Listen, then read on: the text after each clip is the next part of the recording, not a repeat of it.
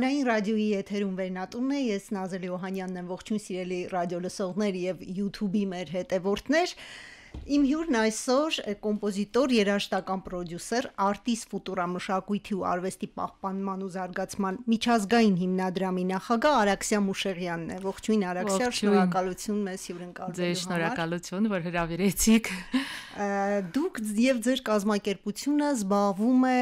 տաղանդավոր շնորհալի երիտասարդների հայտնաբերմամբ ու ներկայացմամբ։ Եկեք մեր զրույցը հենց այդտեղից սկսենք, ձեր նպատակներից ու նաեւ գործունեության առանձնահատկությունից։ Գիտեք, երևի այս ամբողջ ինչ որ այսօր ինչով մենք զբաղվում ենք, դրա հիմքը երևի ավելի վաղ ժամանակներում է սկսվել, երբ սկսած երևի 2011-12 թվականներ մենք հանդիպեցինք նոր անուններ Հայաստանի նոր անուններ հիմնադրամի տնօրեն Սիլվա Մեքենյանի հետ եւ մենք կազմակերպեցինք մեկ ծրագիր, որը կոչվում էր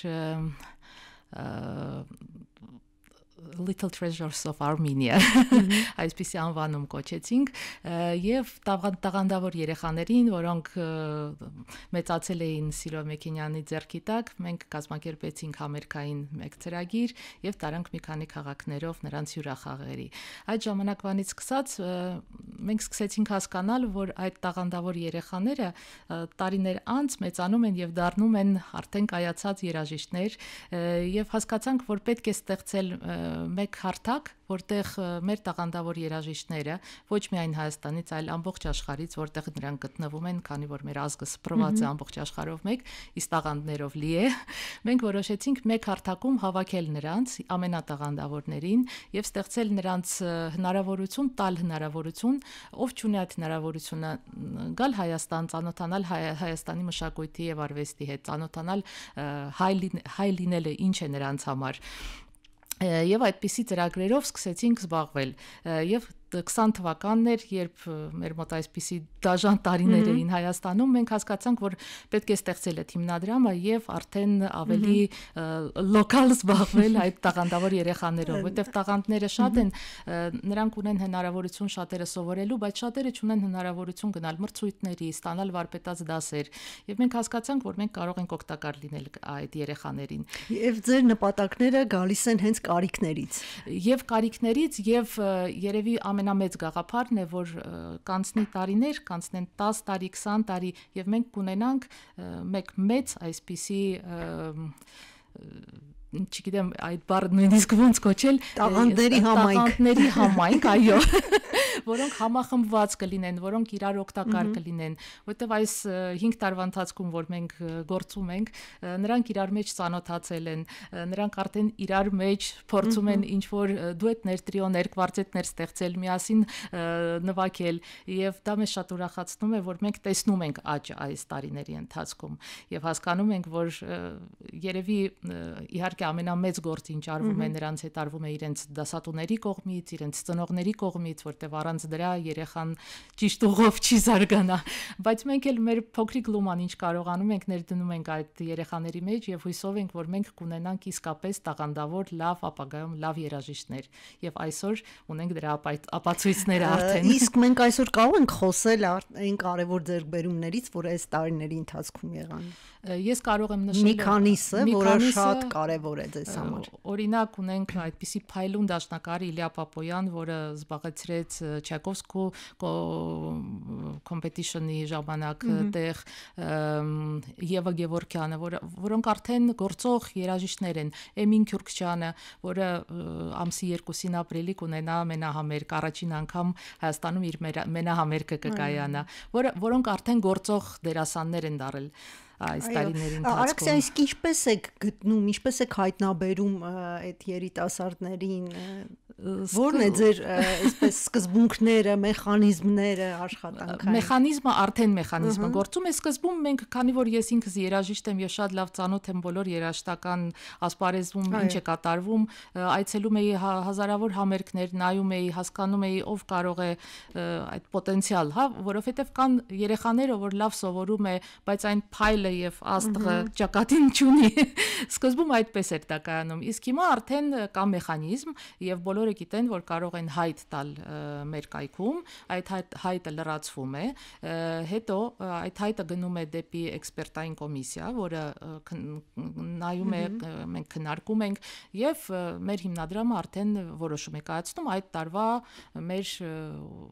կրթաթոշակառուները ով են լինելուս։ Հետո նրանք, որ ավարտում են 20 տարեկանից հետո, մենք իրենց հետ շարունակում ենք աշխատել եւ հասկանում ենք, որ կարեւոր է, որ այդ սերունդը ինչ որ բան փոխանցի մյուս սերունդին եւ ուզում ենք արդեն կազմակերպել նրանք, որ արդեն կայացել են, էլի վարպետաց դասեր տան, հանդիպումներ լինեն, մեր համերգներին հրավիրվում են եւ նրանք, ով առաջ էին մեր հիմնադրամում եւ հիմիկվա երեխաները։ Այսինքն ձեր խնդիրը իրենց հնարավորինս ճանաչելի դարձնել եւ հայաստանյան եւ միջազգային հարթակներում։ Ավելի շուտ տալ նրանց հնարավորություն կայանալու, որտեղ այդ հնարավորությունը, գիտեք, մարդ գնում է, իսկ վերջի րոպեին ինչ որ բան չի հերիքում։ Օրինակ նա չի կարողանում մեկնել մրցույթից, այդ մրցույթը նրա համար ճակատագրային բան է նշանակում։ Եվ մենք փորձում ենք այդ դեպքերում իրենց օգտակար լինել։ Մանավանդ որ մեզանում այդպես պրոդյուսերության դպրոցներ չկան, պրոդյուսերությունը այդպես զարգացած չէ եւ այսօր շատ երաժիշտներ, արվեստագետներ դրա կարիքը իրոք ունեն ու հատկապես մենք այսպես մեր սովորության համաձայն դիմում ենք պետական այսպես մարմիններին, բայց դրանք կարծես թե մի քիչ դանդաղ ընթացող բան են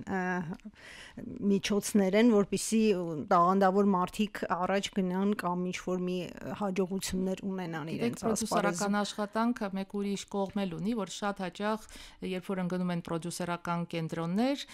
դառնում են որպես գործիք, որը օգտագործվում է, եւ շատ հաճախ դա այն չէ, ինչ դա պետք է այդ երաժշտին։ Դրա համար շատ կարեւոր է, որ ճիշտ ձեռքերի մեջ հետո հայտնվի այդ տաղանդավոր մարդը, որ իրեն ճիշտ ուղով կտանի եւ իսկապես նա կկարողանա բացվել որպես երաժիշտ։ Դուք որոշեցիք ընդլայնել ձեր տիրույթը, այսինքն գործնեության տիրույթը, փորձեցիք ոչ միայն երաժիշտների հետ աշխատել, այլ ընդհանրապես արվեստագետների հետ, քիչ առաջ էլ ասացիք, որ նաև գիտության ոլորտն եք նաև ձեր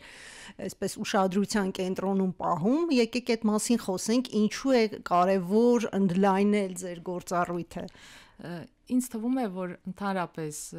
երկիր հասկացողությունը առաջինը ինչ մարդիկ ամբողջ աշխարհում ճանաչում են երկիրը, դա իրենց մշակույթն է, արվեստն է եւ գիտությունը այդ թվում մեծ դեր է խաղում այդ ամեն ինչի մեջ եւ ինձ թվում է, որ մեր 30 տարվա, վերջի 30 տարվա ընթացքում շատ ոլորտներում մենք կորցրել ենք շատ լավ կադրեր, որոնք տարբեր պատճառներով հեռացել են երկրից եւ այդ սերունդների, որ մեկ սերունդը կարող է փոխանցել իր գիտելիքը մյուսին, մենք մի քիչ կորցրել ենք, ինձ թվում է, եւ հայտնվել ենք այնտեղում, որտեղ պետք է ինչ-որ բաներ, գործողություններ անել։ Պարզ է, որ մենք չենք կարող ամբողջ ինչ հնարավոր է անել, բայց ինչ մեր հնարավորության սահմաններում է, փորձում ենք ինչ-որ գործողություններով, որոշ քայլերով մեր գործը անել եւ օգտակար լինել մեր երկրին։ Դա մեծ կարեւորություն է մեր համար։ Եվ նրանցից մեկը անցյալ տարի մենք կազմակերպեցինք Պուշկինսկիում ցուցահանդես, Ուրարտու ցուցահանդեսը, որը ունեցավ փայլուն ուղակի արձագանք, մեծ քանակությամբ մարդիկ 180,000 հոգի, եթե չեմ սխալվում, 3 ամսում այցելեց այդ ցուցադրությունը եւ որպես շարունակություն որոշեցինք նաեւ այս տարի տպագրել Թեշեբայինի գիրքը եւ նա լույս է տեսել մեկ ամիս առաջ, շուտով Իսկ ինչու՞ով է պայմանավորված հատկապես ձեր ուշադրությունը Ուրարտուի ուղղությամբ։ Դա մեր քոքերից մեկն է։ Արմատների մասին է խոսքը։ Իհարկե, եւ արմատներից սկսեցինք, բացի դրանից մենք Բայց դա շատ վիճահարույց թեմա է գիտության, այսպես։ Մեկ կողմից վիճահարույց է, բայց մյուս կողմից էլ երևի մենք պետք է պնդենք եւ հաստատենք այն, որ իսկապես Ուրարտուի շարունակողները շատ հեռու հեռու չեն Ուրարտուից։ Բացի դրանից ինձ թվում է, որ մեծ նշանակություն ունի, որ մենք ճիշտ ներկայացված լինենք դուրսը, որտեղ շատ հաճախ մենք անում ենք շատ հետաքրքիր պրոյեկտներ, ես ուշադիր հետևում եմ ինչ է կատարվում մեր հայկական ասպարեզում, հետաքրքիր բաներ են կայանում, բայց որոնք դուրս չեն գալի մեր սահմաններից, իսկ մեզ պետք է ճանաչեն, դրա համար մենք շատ գործողություններ ենք դրա համար անում, որպեսզի ճանաչելի լինի որոշ բաներ, օրինակ մենք նկարահանեցինք շարք ֆիլմերի, դոկումենտալ ֆիլմերի, մեր հայկական համարյա բոլոր դեռ չենք բոլորը ընդգրկել թանգարանների հետ, տարբեր հայտնի մարդկանց մասին, եւ ուզում ենք այսպես ծանոթացնենք դրսի մարդկանց մեր թանգարանների մասին։ Այո, թանգարանների եւ օրինակ Արամ Խաչատրյանի Հոբելյանի նվիրված մենք արեցինք 10 ֆիլմ, որը պատմում է այնպիսի փաստերի մասին, որը ոչ միտեղ ուրիշ տեղ չես գտնի։ Եվ այսպիսի փորձում ենք գտնել այն, ինչը հրատարակված չէ, կամ հավաքել ինֆորմացիանը մեկ տեղում, որ հեշտ լինի գտնել, որտեղ այսօրվա մեր ունկնդիրը ժամանակ չունի նստի եւ ուղղակի շատ հետաքրքրված պետք է լինես ինչ որ մի թեմայով, որ նստես եւ հետազոտես, գտնես այն ինչ որ քեզ պետք է։ Իսկ ընդհանուր, որպեսզի մարդ տեղեկացված լինի, այսպիսի լոկալ մեկ տեղում հավաքված փորձեցինք հավաքել եւ որպեսզի արագ կարողանա տեսնի ով է այս մարդը, ինչ գործունեություն է ունեցել եւ արդեն եթե իրեն հետաքրքրի, արդեն վերցնի գիրք եւ կարդա նրա մասին։ Այո։ Արքսիան, մեր ժամանակները այնպիսին են, որ մարդկանց ուշադրությունը ամենուր է եւ տեղեկատվությունը այսպես շատ է արվեստի ու մշակույթի վրա ավելի պակաս ուշադրություն կա եւ արվեստն ու մշակույթը կարծես ավելի լուսանցքային կարգավիճակում են, դե գիտենք քաղաքական պրոցեսների եւ մնացած զուգահեռ այն ինչ որ տեղի է ունենում եւ աշխարհում եւ Հայաստանում խլում են մեզնից, չէ՞, այդ ամբողջ ուշադրությունը։ Ինչպես ներկայացնել արվեստը, մշակույթը, ինչպես խոսել այդ մասին, որ հնարավորինս լսելի դառնալ եւ տեսանելի։ Գիտեք, ես միշտ հիշում եմ մեկտեղ կարդացի, որ երկրորդ համաշխարհային պատերազմի ժամանակ, եթե չեմ սխալվում, Չերչիլին բերում են ինչ որ մեկ տարվա բյուջետ եւ նա նայում է եւ ասում է իսկ ուր է մշակույթի ծախսերը, նրան ասում են դե ինչ մշակույթի մակրիվ է գնում, պետք է, նա ասում է չկա մշակույթ, չկա հաղթանակ եւ իսկապես առանց մշակույթ դու ոչ մի բան ես, քեզ դու չկաս ուղակի։ Դա գիտեք ոնց որ երևի վատ օրինակ բերեմ, բայց երբ որ մարդ գնում է մի բան գնելու, առաջինը ինչ նա նայում է ինչ է նրա այդ պատկերված, չէ՞, այդ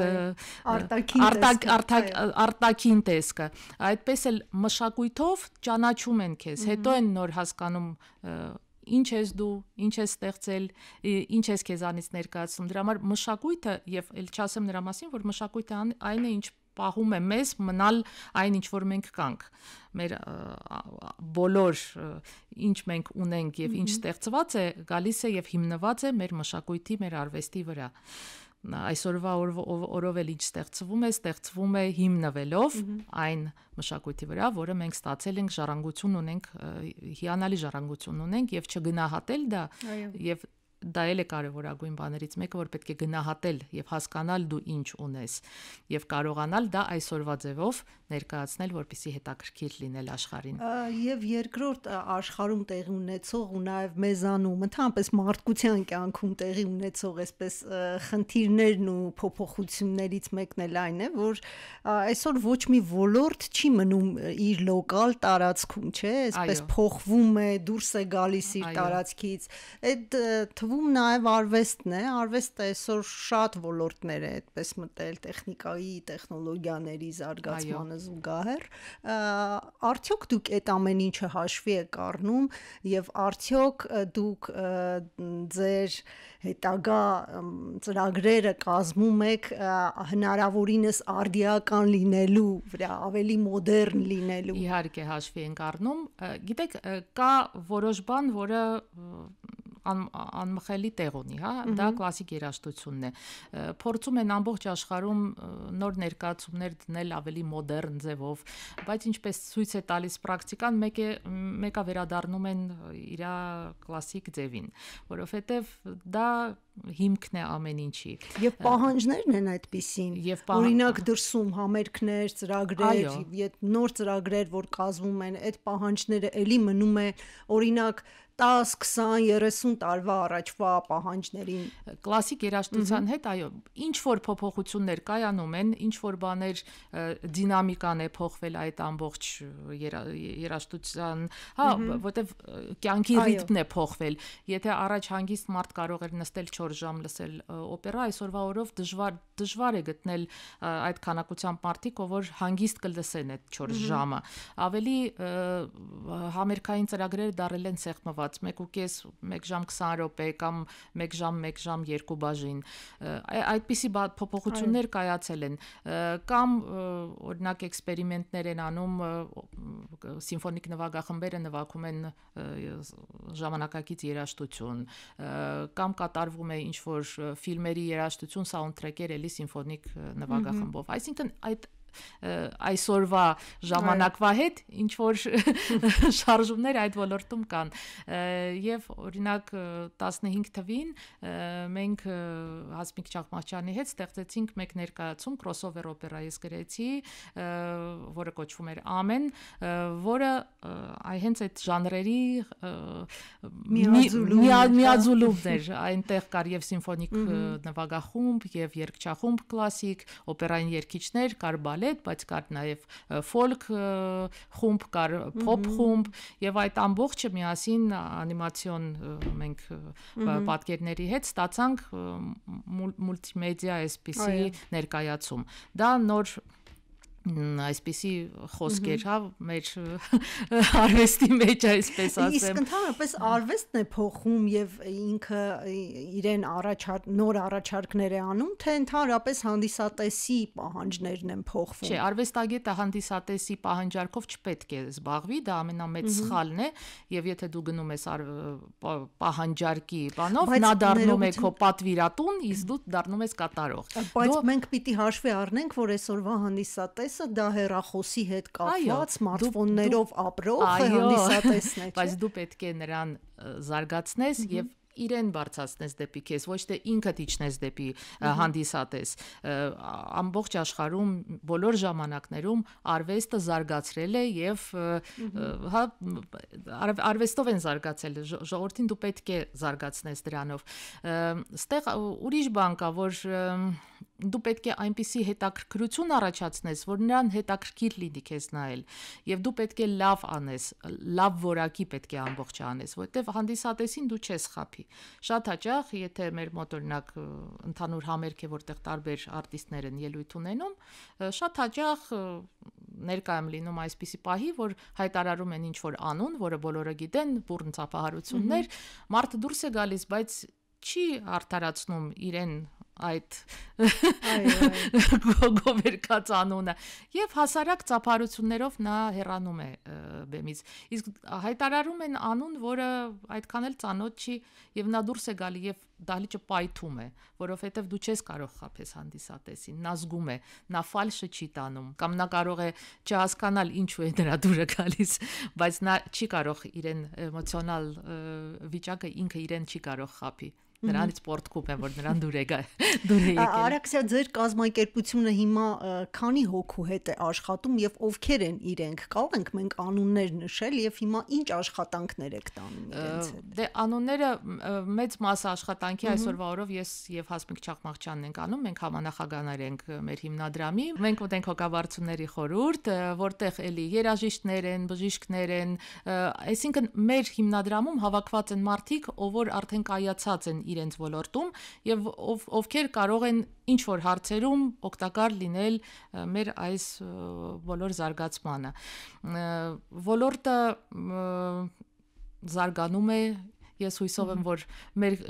հիմնարկն էլ կզարգանա եւ կմեծանա։ Կան շատ մարդիկ, ով հետներս աշխատում են, ուղղակի դա մեծ ցուցակ կլինի, եթե ես հիմա բոլոր անունները նշելով գնամ, այսինքն շատ են իրենք։ Այո, Բայց իրենք դա այսինքն դա հիմնարկություն չի, որտեղ բոլորս գալիս ենք ինձ նստում ենք գործի եւ աշխատում ենք։ Բոլորս ամեն մեկը իր ոլորտով զբաղվող մարդիկ են, որոնք աշխատում են տարբեր պրոյեկտների վրա եւ տարբեր պրոյեկտների համար մենք հրավիրում ենք մասնագետներ, որոնք կազմակերպում են։ Իսկ դուք չեք կարոտում արդյոք ձեր անհատական, անձնական, այսպես երաժշտական վիճակը, որտեղ ես գիտեմ, որ դուք շատ հաջողակ երաժիշտ եք եւ կարող եք ձեր կարիերայով զբաղվել։ Ես զբաղվում եմ իմ կարիերայով, ես որպես երաժիշտ շարունակում եմ, ես գրում եմ երաժշտություն, ես գրում եմ երաժշտություն տարբեր բալետային պրոյեկտների համար, ես գրում եմ երաժշտություն կինոյի համար։ Որպես երգիչ։ Որպես երգիչ, գիտեք, դա ինչ որ մի փուլ էր իմ համար, որը ես ուզում էի, ես նույնիսկ երգիչ չեմ կարող ինձ համարել, որտեղ ես երգում եմ միայն այն երաժշտությունը, որը գրում էի։ Ես հեղինակ կարող էի։ Եվ եկավ մի պահ, երբ որ ես սկսեցի ավելի մեծ գործունեությամբ զբաղվել, եւ դա դառավ ինձ ոնց որ անհետաքրքիր, այնտեղ էլ աճելու այդպիսի հնարավորություն չէի տեսնում, որ ժամանակը այդպես ստացվեց, որ այդ ժամանակա ընթացքում ինձ դառավ ավելի հետաքրքիր ուրիշ բաներ, բայց մեկ-մեկ երբ որ կարոտում եմ, կարող է պատահի եւ վերադառնամ, բայց ուղղակի իմ իսկ ընդհանրապես համատեղելի է կազմակերպչական եւ ստեղծագործական աշխատանքը։ Այո, իհարկե համատեղելի է, որովհետև կազմակերպչականը միևնույն է կապված է ստեղծագործության հետ։ Կազմակերպչական, երբ որ նույնիսկ դու համերգ ես կազմակերպում, դու այդ ստեղծագործական process-ի մեջ ես, դու ապրում ես այդ երաժշտությունով, դու համերգի դրամատուրգիան ես պատկերացնում, դու հասկանում ես ոնց կազմես համերգը, որպեսզի մարդ այդ 1.5 ժամը նստի եւ իրեն չհոգնեցնի այն ինչ որ կատարվում է բեմում։ Այդ ամբողջը ստեղծագործական process է, դա որովհետև մեր հասկացողության մեջ շատերի կազմակերպել դա ուղղակի զանգեր կատարել, ինչ որ թղթիկներ դա չի, կազմակերպությունը դա չի եւ մեծ կան եկեք ձևակերպենք, որպեսզի մարդիկ հասկանան, օրինակ ինչ է անում երաժշտական պրոդյուսեր։ Բացատրեմ, առաջինը գաղափարն է, երբ որ ստեղծվում է ինչ որ միտք է գալիս, դու պետք է տեսնես նրա վերջնական արդյունքը, ինչ է լինելու բեմում։ Երբ որ դու դա տեսնում ես, դու սկսվում ես հետ գալ եւ կամաց կառուցել ինչից է բաղկացած այդ քո միտքը։ Բացի նրանից, որ երաժշտական պրոդյուսեր, ես նաեւ որոշ մեր ծրագրերի համար երաժշտություն եմ գրում, այսինքն ես հասկանում եմ ինչպես դա կապել իրար մեջ, ինչպես դա պետք է, շատ կարևոր է դրամատուրգիան, շատերը մոռանում են դրա մասին եւ նույնիսկ լավ երաժիշտներից ստեղծված համերգը նա անհետաքրքիր է, որովհետեւ սխալ է կազմված։ Նույնիսկ էլեմենտար բան եմ ասում, երբ որ կազմում ես ցանկը, նույնիսկ կարևորություն ունի էմոցիոնալ քո վիճակը ինչպես է լինելու այդ համերգի ժամանակ։ Դու պետք է սկզբում ինչ ապրես, վերջում ինչ պետք է ապրես, ինչ ես ասում այդ համերգով, այդ ներկայացումով ինչ ես ասում։ Դա դրամատուրգիա է, այո, դա դրամատուրգի, այո, եւ սցենար ենք գրվում։ Իհարկե այդ ամբողջը կուտակված է մեկ հասկացողության մեջ ներկայացում։ Այո, դա է պակասում այսօր Հայաստանում, որպեսզի մեր այդ ոլորտը ավելի լավ զարգանա։ Չէ, մեր մոտ եւ ոչ միայն մեր մոտ, մեր բոլոր առաջվա սովետական միության բոլոր երկրներում պակասում է մեկ բան, պակասում է պրոֆեսիոնալիզմ այսօրվա օրվա, որովհետև չկան շատ մասնագիտություններ, որոնց կարիքը կա այսօրվա օրվա։ Մենք չունենք այդպիսի հիմնարկ, որը կտա մեզ պրոֆեսիոնալ պրոդյուսեր։ Այդ մասնագիտությունը կա, ինչ որ կրթական օջախներում նա տրվում է, բայց զուտ այդ մասնագիտական բաները շատ մենք ունենք պրոբլեմ զուգարեժիսուրայի հետ։ Այսինքն այդ ոլորտը, որից կազմված է, հա, ամբողջ ներկայացում հասկացողությունը ունի շատ մասնագիտություններ։ Երբ դու տեսնում ես համերգ, որտեղ փայլուն երգիչ է երգում, բայց վատ ձայն է դրված եւ դու վատ ես լսում բեմում կամ վատ լուսավորություն է, դու չես հասկանում ինչի դուրդ չի գալի, բայց քո դուրդ չի գալիս, որովհետեւ մենք այսօրվա օրով արդեն ունենք հնարավորությունը տեսնել ինչ է աշխարհում կատարվում մեր հասկացողությունը ինչն է լավ, ինչն է վատ արդեն կա եւ մենք ուզում ենք ստանալ լավ որակ։ Իսկ լավ որակ ստանալու համար այդ ոլորտում պետք են բոլոր մասնագիտությունների պրոֆեսիոնալները, ոչ միայն տաղանդավոր երգիչ, ոչ միայն տաղանդավոր կատարող եւ ոչ միայն տաղանդավոր կոմպոզիտոր։ Առանձին կարող է պատահի կան նրանք, բայց այ որպես ստրուկտուրա մենք չունենք այսօրվա օրով այդպիսի։ Մեր երկիրը ընդհանրապես խնդիրներով լի տարբեր ոնց է կարողանում հաղթահարել այդ եւ ոնց է կարողանում եւ ինչ համագործակցություններ կան, գուցե պետական ինստիտուտների հետ նույնպես համագործակցում եք, կա նման բան։ Չէ, մենք եթե ինչ որ ծրագիր է լինում, որ պետք է համագործակցում ենք, իհարկե, մեծ սիրով համագործակցում ենք եւ համագործակցել ենք այդ խնդիրները լուծելու համար Գիտեք, կարելի է երկար խոսել ինչ-որ բաների մասին, իսկ կարելի է ինչ-որ բաներ անել։ Դրա համար մենք նախընտրում ենք անել գործողություններ եւ երբ որ գալիս է ինչ-որ պահ, երբ որ պետք է ինչ-որ բան հարց լուծել, մենք լուծում ենք այդ հարցը, այսինքն փորձում ենք գտնել ճանապարհներ, ինչպես լուծել այս կամ այն հարցը, որպեսզի այդ ծրագիրը իրականացվի։ Իսկ օրինակ այն ինչով դուք զբաղվում եք, պետությունը հետաքրքրված է։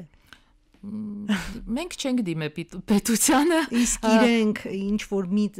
առաջարկով, որ համատեղ արվի, կա նման բան։ Չէ, միայն այդ երբ որ մենք ցուցադրությունը արեցինք Ուրարտուի, այդ ժամանակ մենք համագործակցել ենք եւ թանգարանների հետ եւ մինիստրության հետ, այսինքն երբ որ առիթ է լինում, բայց երբ որ դու անում ես, ստեղծում ես ինչ որ բան, այդտեղ պետության դու կարիքը ոնց որ չունես, դու ուղղակի ստեղծագործում ես, դու չես զբաղվում, հա, կազմակերպչական այդ հարցերով չես զբաղվում, դու զբաղվում ես ինչ որ բան ստեղծելով։ Իսկ ստեղծագործ մարդու համար Այսինքն լրիվ հնարավոր տարբերակ է լինել անկախ եւ անել այն ինչ որ ուզում ես անել։ Պետությունը պետք է կարգավորի այն մարմինները, որոնք իրեն տարածքի մեջ աշխատում են, նա պետք է կարգավորի եւ այդ ստրուկտուրան պետք է ճիշտ գործի։ Պետք է ճիշտ գործի կրթական, հա, մեր այդ ոլորտը, որովհետեւ մենք այդտեղ էլ ունենք խնդիրներ։ Մենք չունենք բավականին շատ մասնագետներ, այն մասնագետները, որոնք փայլուն են, նրանք այն սերնդից են եւ նրանք կամած գնում են, իսկ նոր սերունդը ոնց որ առանձնապես չի ուզում զբաղվի կրթական ոլորտով, մարդիկ ուզում են կայանան իրենք որպես երաժիշտ, ուզում են իրենք նվագեն, հա, իրենք կատարող լինել եւ այդ բալանսը ինձ թվում է պետք է ճիշտ պետությունը պահպանի, որ ստիմուլ տա մարդկանց գալ եւ կրթել մարդկանց։ Եվ վերջում փորձենք ամփոփել մեր զրույցը եւ կուզեի խոսենք, թե ինչ ծրագրեր ունեք առաջիկայում այս տարվա ընթացքում, կարևորների մասին խոսենք։ Գիտեք, շատ ծրագրեր ունենք, ուղղակի ես երբեք չեմ սիրում խոսել այն ծրագրերի մասին, որոնք պետք է լինեն։ Ես սիրում եմ խոսել այն ծրագրերի մասին, որոնք կատարվել են։ Նախնական կարող եմ ասեմ, որ մոտակա մեր ապրիլին մենք ունենք հոյակապ դաշնակահար Էմին Քյուրքչյանի համերգը կամերային տանը։ Մայիսի 6-ին մենք կունենանք մեր կրթաթոշակառուների բոլոր երկրներից հավաքված նոր, որ մեզ նոր է միացել նրանց համերգը։ Ունենք մի քանի ծրագիր, որ նախատեսված են, դրանք ավելի շատ performance art են լինելու, բայց չեմ կարող դեռ բացեմ փակագծերը եւ պատմեմ ինչի մասին է լինելու, եւ ելի մի քանի ծրագիր, որոնք այս տարվա ընթացքում լույս կտեսնեն։ Իսկ այդ համերգները միայն Հայաստանի համար են, թե հնարավոր է նաեւ արտերկրում նույնպես։ Չէ, արտերկրում էլ է արվում, բայց ես հիմա խոսեցի միայն այն երկու համերգի մասին, որոնք ապագա մեր 2 ամսվա ընթացքում կլինեն։ Հավելելու ինչ-որ բան ունեք։ Չէ, ուղղակի կմաղթեմ մեր երկրին խաղաղություն եւ որ մենք ունենանք հնարավորությունը խաղաղ ստեղծագործելու եւ ինչ հնարավորություն ունենք անել եւ թողնել մեր ապագա սերունդներին։ Այդ հնարավորությունը ունենանք։ Շնորհակալություն։ Ես ռադիո լսողին հիշեցնեմ, որ զրուցակիցս կոմպոզիտոր, երաժշտական պրոդյուսեր, Artis Futura մշակույթի եւ արվեստի պահպանման ու զարգացման միջազգային հիմնադրամի նախագահ Արաքսիա Մուշեղյանն էր։ Զրույցը վարեց Նազել Օհանյանը։ Մինչև նոր հանդիպում։